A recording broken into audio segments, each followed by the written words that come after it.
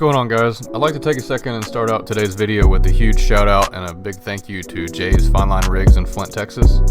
Jay's Fine Line Rigs is a staple in the off-road and performance scene, building show quality vehicles for over a decade. I've worked with Jason, the owner, for several years, and through personal experience I can tell you that the quality and attention to detail through his shop is top-notch. Some of you may have been able to tell that the past couple videos have been filmed out of Jason's shop. I wanted to take a few minutes and just show my appreciation.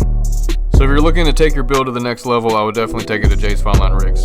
You can find all of his social media links and contact information in the description below. And with that, let's get on with today's video.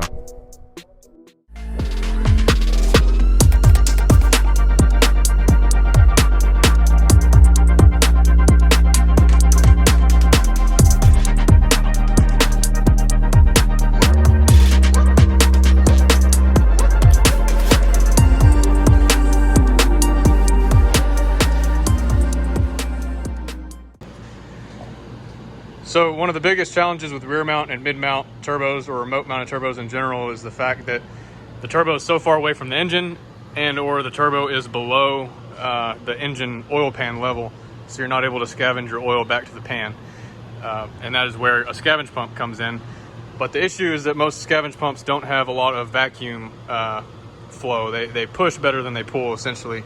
So most people will just run a hose straight to their pump and then wonder, why am I blowing oil past my turbo seals and getting it into their intake and their mass airflow sensors full of oil, all kinds of stuff.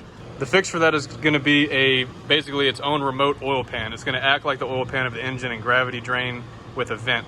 So we're going to make a sump, which is going to be just a piece of tubing or a tank of some sort with a vent, and that's going to allow the oil to naturally pool in the bottom, gravity drain, and then be sucked from the scavenge pump back to the pan without any restrictions on the line and without the pump having to pull a vacuum.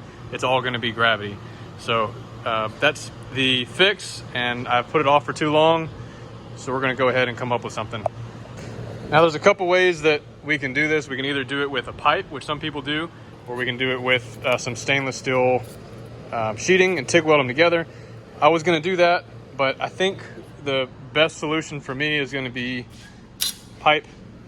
So basically I'm going to cut this here and bend it over where I get a bit of a like a J shape with a hole saw, and then have it come into this pipe and cut the pipe about right here. I don't know, I'm kind of just winging it. There's no real way to do it, as long as it has capacity to hold about, I don't know, not much oil at all. It's not going to hold much. It just needs a place to drain before it gets pulled into the pump, and then a vent is really the main criteria. So if you have those couple of things, then that's going to fix your oil issue on your rear mount Z, or rear mount car in general. I'm going to put a link in the description for all the parts that I bought, but essentially this is the only steel drain tube I could find. I probably should have explained why this was on here before. That's not how it was. I'm going to cut this and end up using this to weld into my tank that I build.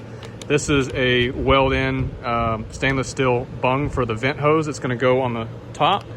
There is the part number for that from Jegs Performance. And then these are just some no-name off of Amazon AN10 weld-in bung fittings that I'm going to weld onto the end of here. That's going to go to the tank, or go to the pump.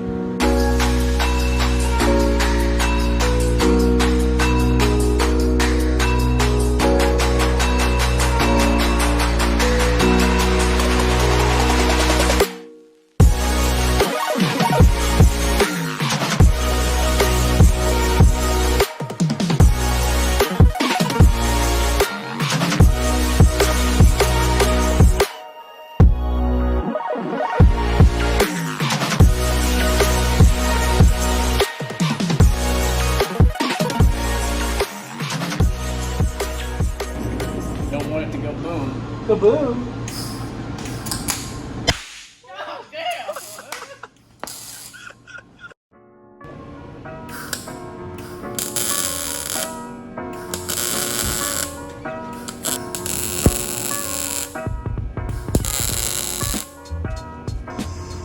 All right, I've got most of it welded up already. This is the AN10 return weld-in fitting. I have it more towards the bottom so it drains out rather than being in the middle.